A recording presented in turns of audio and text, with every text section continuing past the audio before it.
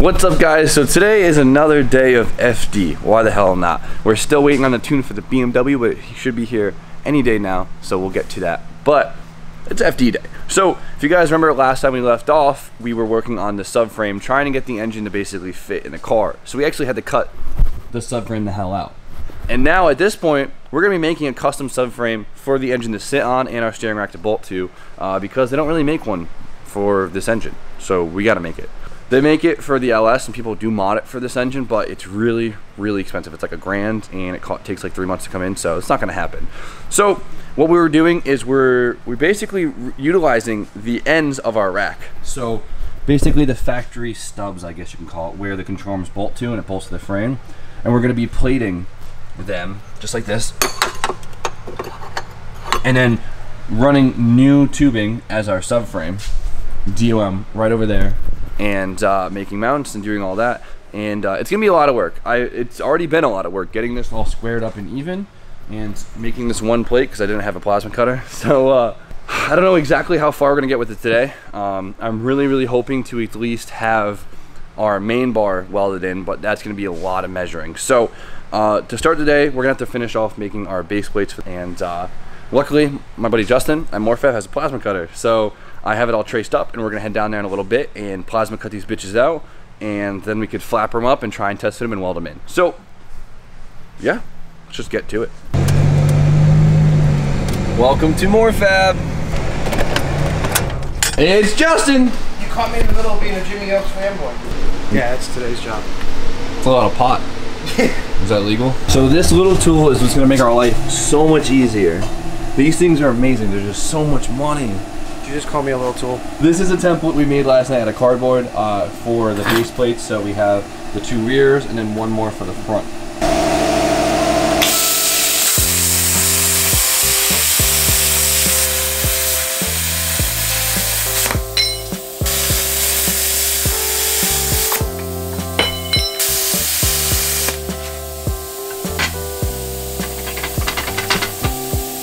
The plasma cutter isn't the cleanest thing to cut with. Now I can just flap her away into the shape I want, but it gave us that rough cut that we need and saved me so much time and effort. So guys, let's clean them up and hopefully get them to fit.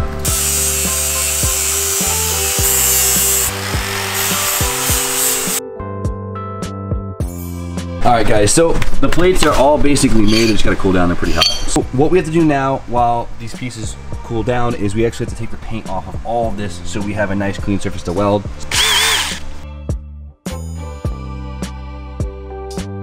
So now is the big moment, and I'm gonna tack the plates into place. I'm not gonna weld them off the rib. I'm gonna tack them all in place and take a few measurements to make sure everything's all even before I fully send it home.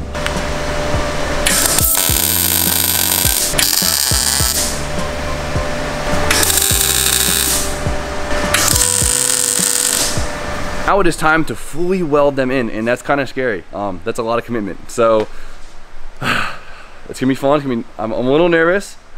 The welds might not look pretty, but they're gonna be strong, and that's all that matters.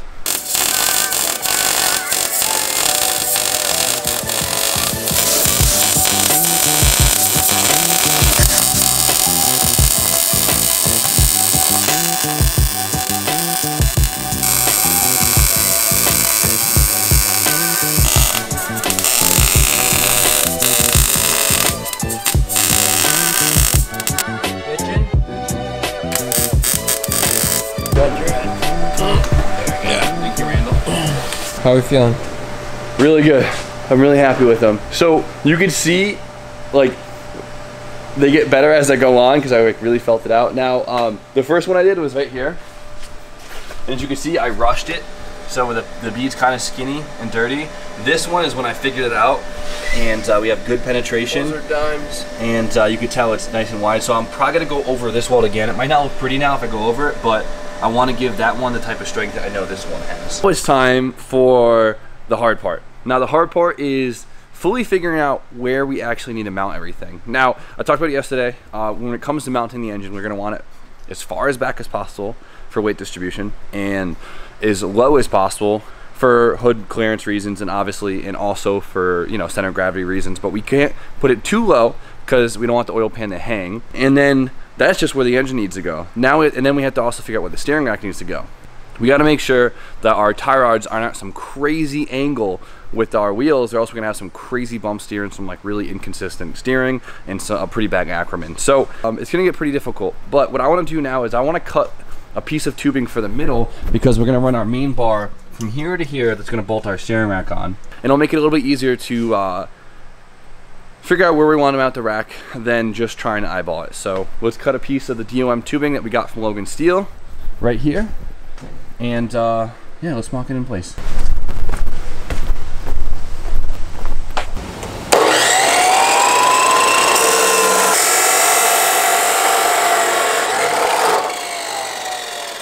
Alright, hope you guys can kind of get the gist now. This is going to be our main support for the subframe. The steering rack is going to bolt basically right here. Off of here, we're going to do some little side braces that we're going to put the pedestals on. And look who showed up.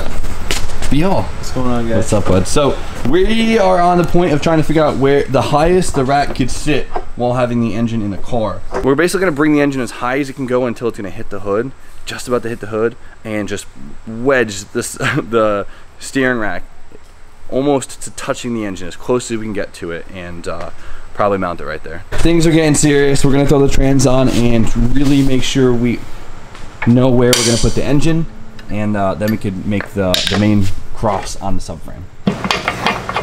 Oh, there we go. We got one in. Don't fart, Brian. Do not fart.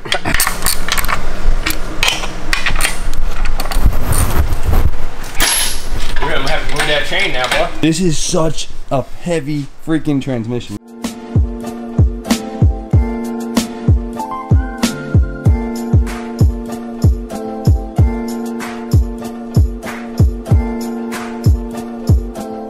Just spent a long time. Yeah. It is in the perfect location. We have just enough room to clear the hood. We're like hovering around the pinch weld. And then the tranny, which still has room to play, is nice and tucked up with the shifter where we need it to be. So I think we lucked out a shit ton. Yeah, honestly, with the lengths of everything, I can't believe and even the height, this thing looks actually really, really good. I love the way this thing is sitting right now. And there's no, like, it's not tight inside the transmission tunnel or any of that stuff. Which is insane because this tranny's massive. Yeah. Now we just got to test fit a couple of things. The only thing that really sucks is the oil pan's a little low, so is the trans, but whatever. I'm gonna not have to be a slam boy on this one. We'll make a big ass skid plate. You guys see, hopefully you can see, it's a little dark, but see this bar right here behind the steering rack? That's our little subframe bar I mocked it before. Now with that, it clears the oil pan. It like just clears it. We have enough room. The engine will be fine there, but the oil pan hangs like an inch lower than it, and we don't want the oil pan to be the lowest part of the car just because it's gonna be a low car. We all know it. We're thinking of putting a bend in the tubing to make that lower, or at least the same height as the oil pan. So instead of it being flat, we want to go down, flat, and down, and then put the rack on that. And then the rear drops naturally anyway, so we could just put that straight and it'll be fine. And then from there we can make the cross braces and our engine pedestals. But we're kind of at the mercy of bending that tubing because we kind of need a tube bender, which kind of sucks because I was hoping to do everything here. Y'all, what did we find? We found a bender. Oh boy. We borrowed this from somebody down the way. This is the best part about literally being in like these garage units is making friends with the neighbors and the neighbors having cool tools. How many times have we been saved by the neighbors? It works out. It works out. This is amazing. I'm so happy. So this is just like a hydraulic one that basically it just forces a bend in a die. Super simple. It's not like anything crazy. It's not the best thing in the world, but it's gonna work because we only have to make basically like 4 little bends. Yeah. This literally saved my night. I'm so excited because now we need more than that. And that 5. We got a ways to go. Let me get a good one, Drew. Ready? No. Yeah. Cleared my throat a bit on that one. Brian, show me masterpiece.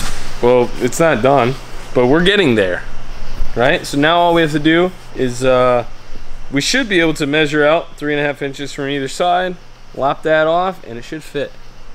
Boom. Here we go. This is going to be our front lower piece of the subframe. As you can see, dips down to lower it for the oil pan, and then I marked it centered, got the ends, and hopefully we'll cut this straight and it'll fit in. So I guess let's just do all that. There it is. Hopefully this fits. Let's check it out. And first try, this thing banged right into place. I couldn't be happy with this damn piece.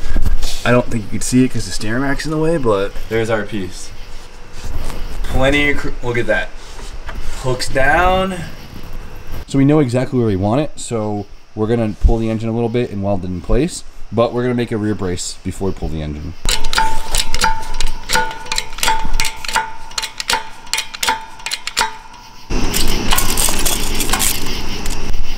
Beautiful. What you do when you have shit tools. Working with precision instruments, you mean?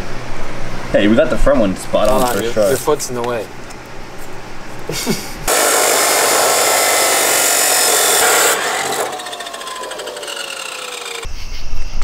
Looks good. Looks good. Now, I originally planned on not doing a whole rear perch like you guys saw on yesterday's video. I said how I was just gonna kind of make like a bottomless trapezoid, I guess, but B-Hall thinks I should structurally have this, and I trust him. He's a frame guy, so. It is a bit heavier of an engine that we're shoehorning in here, so why not add a little bit of strength, you know?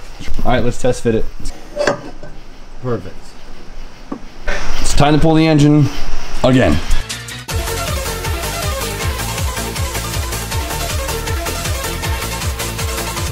The time has finally come to weld in our supports. Nice and tight. Send it, B-Hall? Send it, man. All right.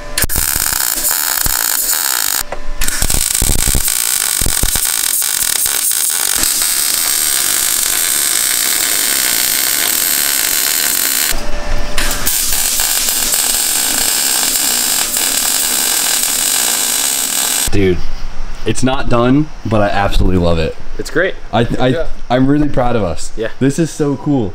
Adding just a slight bend in each pipe made it look so much nicer. We slightly casted this one forward too, and it definitely, dude, I love this. I thought it was gonna look a lot more jank using factory pedestals like that, but now we have the structural pieces essentially. Absolutely. So now what we have to do is we have to make our bridges that the motor is basically going to sit on. Yeah, and those are going to come, you know, just here like that, or maybe they'll have a little bend in them. We haven't really decided yet. But that's going to set the location for the motor mounts, and once the motor mounts are set with their height and location, then we'll be able to set the rack. So now that we know how the engine's going to sit compared to the subframe, I now know how much room I have for engine mounts. So there's a few options it seems like we can go.